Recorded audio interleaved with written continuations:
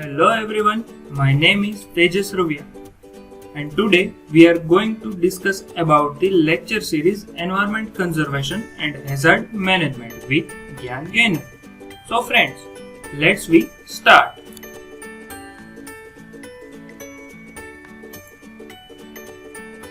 તો મિત્રો previous lecture ની અંદર આપણે જે જોયેલું હતું એના મુદ્દા આ પ્રમાણે છે: industrialisation issue, urbanisation and environmental pollution. મિત્રો હજુ તમે પ્રીવિયસ લેક્ચર નથી જોયેલા તો તમે પ્રીવિયસ લેક્ચર જોઈ શકો છો, જેથી તમને ફ્યુચરના લેક્ચર વિશે કંઈક આઈડિયા મળશે. તો આજના આપણા જે મુદ્દાઓ છે એ કંઈક આ પ્રમાણે છે: greenhouse effect, type of greenhouse gases, impact of greenhouse effect and climate change.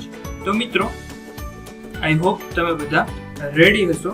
તો આપણે સ્ટાર્ટ કરીએ ઇકોલોજી એન્ડ એન્વાયરમેન્ટ સબ્જેક્ટ, જેની અંદર જોઈએ આપણે કે ગ્રીન હાઉસ ઇફેક્ટ જે છે એ કોને કહેવાય. તો મિત્રો અહીંયા તમને એક ફિગર દેખાતી હશે. આ ફિગર તમને આખી થિયરી સમજે પછી આઈડિયા આવશે. તો થિયરીની અંદર જોઈએ તો વાતાવરણમાં લગભગ 0.03% કાર્બન ડાયોક્સાઇડ અવેલેબલ હોય છે. કોલસો અને બીજા અશ્મિજન્ય એટલે કે ફોસિલ ફ્યુલ્સ બળતણના લીધે અને યાંત્રિક પરિવહનને કારણે વાતાવરણમાં કાર્બન ડાયોક્સાઇડનું પ્રમાણ સતત વધતું જાય છે.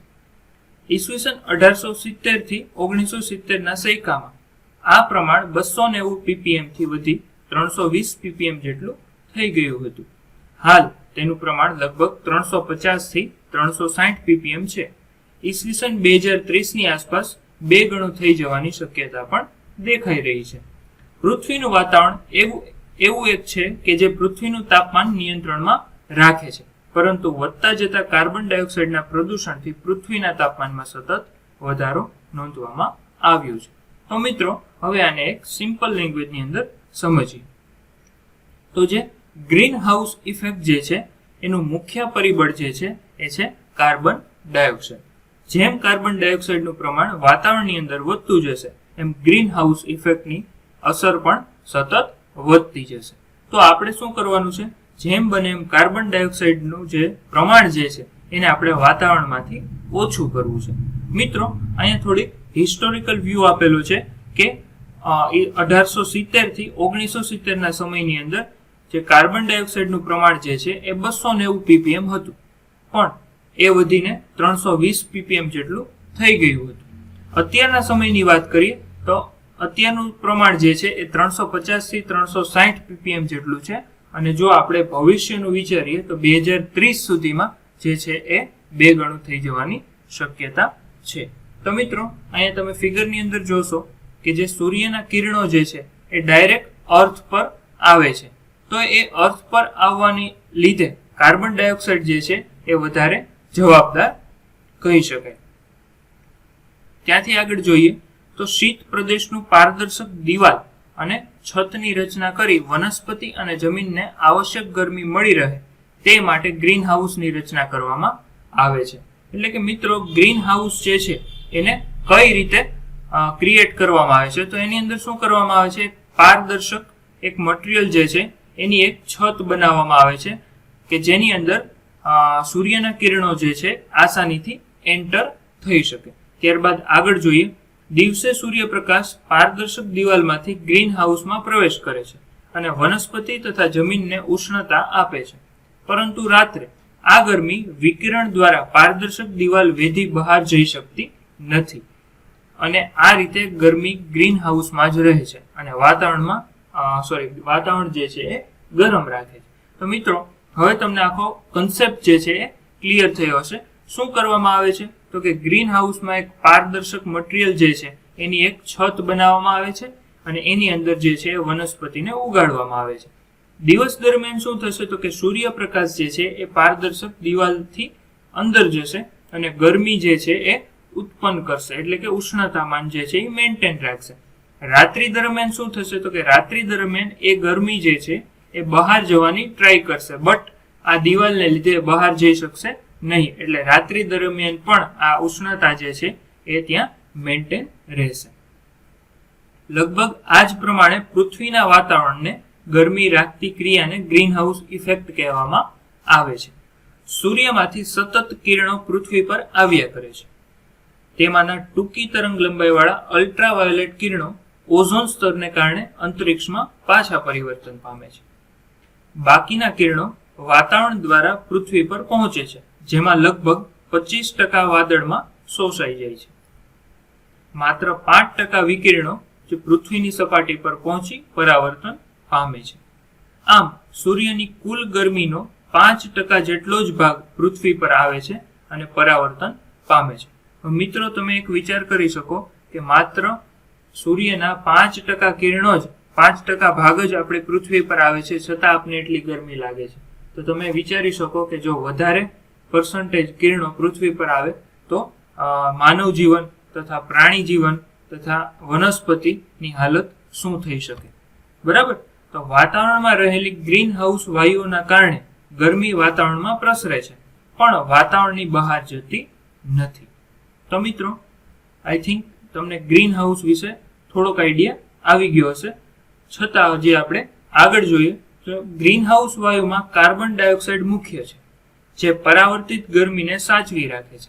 પરંતુ જો કાર્બન ડાયોક્સાઇડનું પ્રમાણ વધી જાય તો વધુ પ્રમાણમાં પરાવર્તિત ગરમી પૃથ્વી પર પાછી આવે અને પરિણામે પૃથ્વી પરના તાપમાનમાં વધારો થાય છે.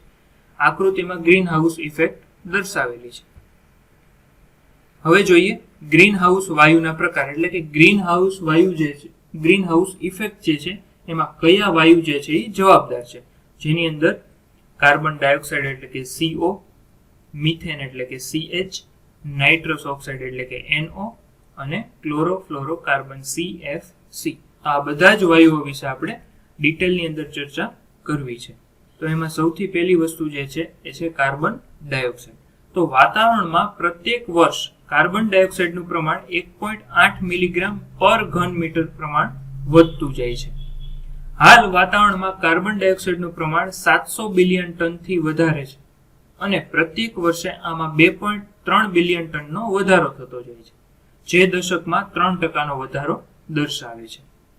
અશ્મિજન્ય એટલે કે ફોસિલ ફ્યુલ્સનો ઉપયોગ, જંગલોનો નાશ, યોગ્ય ભૂમિ ઉપયોગ તથા ખેતીની રીતથી કાર્બન ડાયોક્સાઇડનું પ્રમાણ પણ વધવા માંડ્યું છે અને વધવાની શક્યતા પણ વધી રહી છે. કાર્બન ડાયોક્સાઇડ લાંબા રાતા તરંગો શોષી લે છે અને પરિણામે ગરમી વધે છે. આ લાંબા રાતા તરંગો એટલે કે ઇન્ફ્રારેડ કિરણો જે છે એને એબ્સોર્બ કરી લે છે અને ગરમીનું પ્રમાણ વધારે છે. આમ કાર્બન ડાયોક્સાઇડ વાયુનું પ્રમાણ જો સતત વધતું જ જાય તો ગરમીનું શોષણ વધે અને પરિણામે પૃથ્વીનું તાપમાન પણ વધે. ગ્રીન હાઉસ ઇફેક્ટ માટે આ વાયુની સૌથી વધારે જવાબદાર એટલે કે 57% જેટલો ભાગ જે છે એ સૌથી વધારે જવાબદાર છે. તેના પછીનો જે આપણે ગેસ જોવો છે એ છે મિથેન.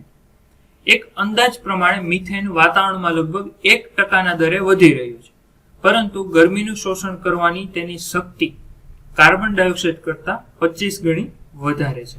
એટલે કે કાર્બન ડાયોક્સાઇડ કરતા એ વધારે ગરમીનું શોષણ કરે છે. કેટલા ગણું? તો કે 25 ગણું. આમ મિથેનનું પ્રમાણ વાતાવરણમાં ભલે ઓછું હોય પણ ગરમી જાળવવાની તેની શક્તિ વધારે હોવાથી તેની અવગણના કરી શકાય તેમ નથી. સેન્દ્રિય પદાર્થના સડવાથી આ વાયુ ઉત્પન્ન થાય છે અને વાતાવરણમાં ભળે છે. ગ્રીન હાઉસ ઇફેક્ટની વિપરીત અસર કરવા માટે મિથેન લગભગ 12% જેટલો જવાબદાર છે. તેના પછીનો આપણે જોઈએ તો છે નાઇટ્રસ ઓક્સાઇડ. નાઇટ્રસ ઓક્સાઇડની ગરમી શોધવાની શક્તિ કાર્બન ડાયોક્સાઇડની શક્તિ કરતા 230 ગણી વધારે છે, પરંતુ વિપરીત અસર માટે તેની જવાબદારી લગભગ 6% જેટલી છે. હવે મિત્રો, નાઇટ્રસ ઓક્સાઇડ જે છે એની ગરમી શોષવાની શક્તિ જે છે એ કાર્બન ડાયોક્સાઇડ કરતા 230 ગણી વધારે છે. હવે મિત્રો, તમે એક વસ્તુ મગજની અંદર બાંધી લ્યો કે ભાઈ કોઈ પણ વાયુની કેટલી ક્વોન્ટિટી છે એના સાથે ગરમી વધવાનું પ્રમાણ જે છે એ અગત્યનું નથી, પણ એની ગરમી શોષવાની જે શક્તિ છે એના પર ગરમી વધવાનું પ્રમાણ જે છે એ આધાર રાખે છે. તમે જોશો તો કાર્બન ડાયોક્સાઇડનું પ્રમાણ વધારે છે પણ સામે એની ગરમી શોષવાની શક્તિ જે છે એ ઓછી છે. એની સામે તમે વાત કરો તો મિથેન અને નાઇટ્રસ ઓક્સાઇડ, આનું ક્વોન્ટિટી જે છે એ ઓછી છે, બટ એની ગરમી જે એબ્સોર્બ કરવાની જે શક્તિ છે એ કાર્બન ડાયોક્સાઇડ કરતા વધારે છે. અત્રે એક હકીકત નોંધવી જોઈએ કે ખેતીમાં નાઇટ્રોજન યુક્ત ખાતર વાપરવાથી વધુ પડતી ખેતી કરવાથી તથા વધતા જતા પરિવહનથી નાઇટ્રસ ઓક્સાઇડનું પ્રમાણ વાતાવરણમાં સતત વધતું જાય છે. એક અંદાજ પ્રમાણે પ્રતિ વર્ષ 50 લાખ ટન જેટલો નાઇટ્રસ ઓક્સાઇડ વાતાવરણમાં પડતા હોય છે.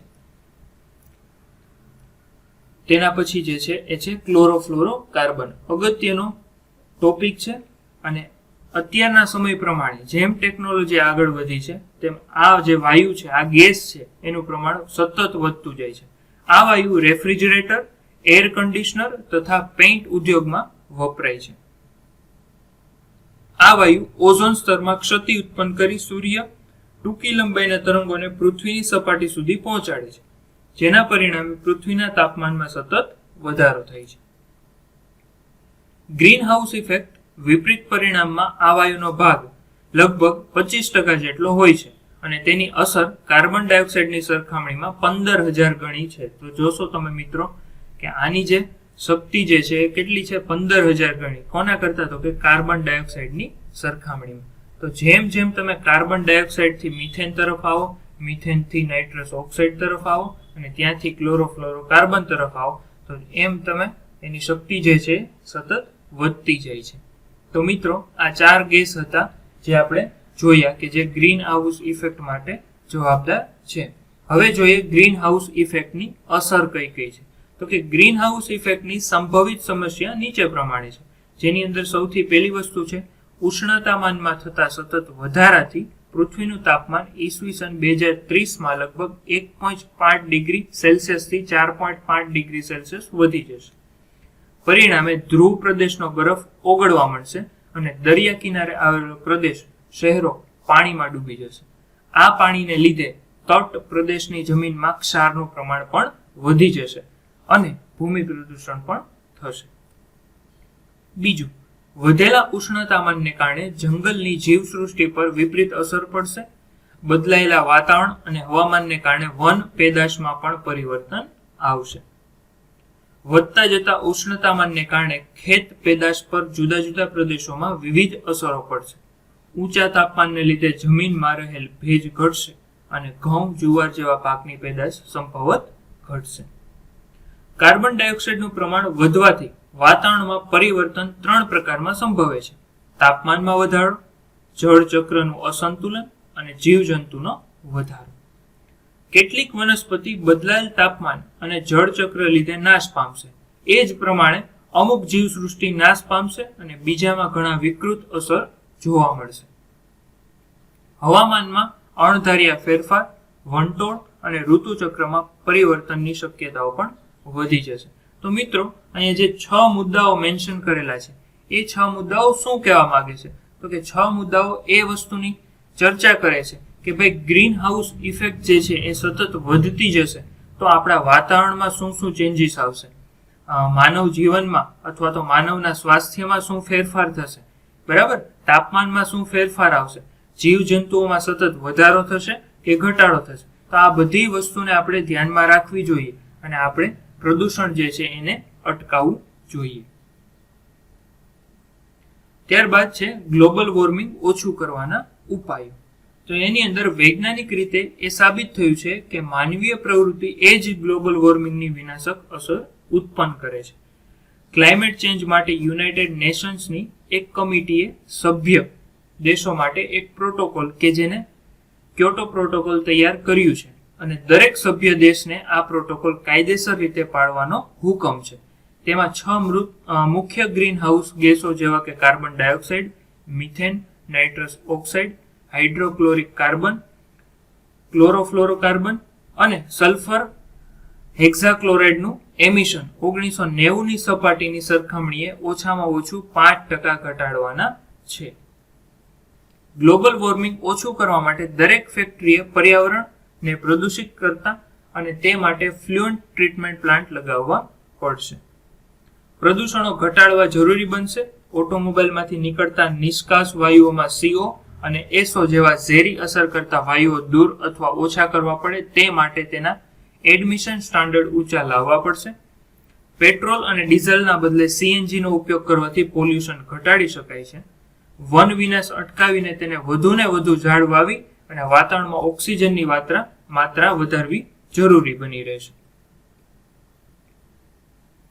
આબોહવામાં ફેરફાર. તો મિત્રો, આ ગ્રીન હાઉસ ઇફેક્ટ અને ગ્લોબલ વોર્મિંગને કારણે આબોહવામાં કઈ કઈ વસ્તુ ચેન્જ થાય છે. તો આબોહવાની પરિસ્થિતિ દર્શાવતો વિવિધ પેરામીટર્સ જેવા કે ઉષ્ણતામાન, વરસાદ, હવામાં રહેલ ભેજ, પવનની ગતિ, સરેરાશ રહેતી આંકડાકીય ફેરફારોમાં જ્યારે મહત્વના અને કાયમી ફેરફારો ઊભા થાય ત્યારે ક્લાઇમેટ ચેન્જ કરવામાં આવે છે. ઉદાહરણ તરીકે કોઈ એક પ્રદેશમાં છેલ્લા 5 થી 10 વર્ષનો સરેરાશ વરસાદ 200 મિલીમીટર હોય, પરંતુ ત્યારબાદ છેલ્લા 10 વર્ષમાં 150 મિલીમીટર જોવા મળે છે. વરસાદ નોંધાતો હોય તો આપણે કહી શકીએ કે હવે વરસાદ ઘટ્યો છે. આવી ઉદ્ભવતી વાતાવરણનો પરિસ્થિતિને ક્લાઇમેટ ચેન્જ તરીકે ઓળખવામાં આવે છે.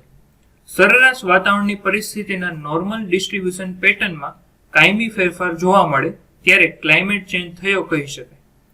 આ પ્રકારના ક્લાઇમેટ ચેન્જ ઉષ્ણતામાન અને વરસાદની પરિસ્થિતિ હાલ વધુ પડતા જોવા મળી રહી છે. ગુજરાત રાજ્યમાં આ પ્રકારના ક્લાઇમેટ ચેન્જ જોવા મળે છે. સરેરાશ તાપમાન વધી રહ્યું છે જ્યારે સરેરાશ વરસાદ ઘટી રહ્યો છે. આ પ્રકારની આબોહવામાં થતા નિશ્ચિત ફેરફારો ભવિષ્યમાં વિષમ પરિસ્થિતિ ઊભી કરી શકે એવી સંભાવના દેખાઈ રહી છે.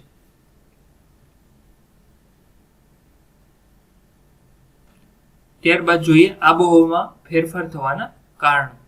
આબોહવામાં કાયમી ફેરફારો ઉદ્ભવવાના ઘણા કારણો છે, જેમાં 2 પ્રકારની પરિસ્થિતિઓ ક્લાઇમેટ ચેન્જ માટે જવાબદાર ગણાવી શકાય. તેમાં છે ભૌગોલિક પરિસ્થિતિ અને ત્યારબાદ છે માનવ સર્જિત પરિસ્થિતિ. તો મિત્રો, આઈ હોપ તમને મારી માહિતી પસંદ આવી હશે. આવી જ રીતે નેક્સ્ટ લેક્ચરમાં આપણે મળતા રહેશું. ત્યાં સુધી હું Tejas Raviya, signing off here. Thank you very much.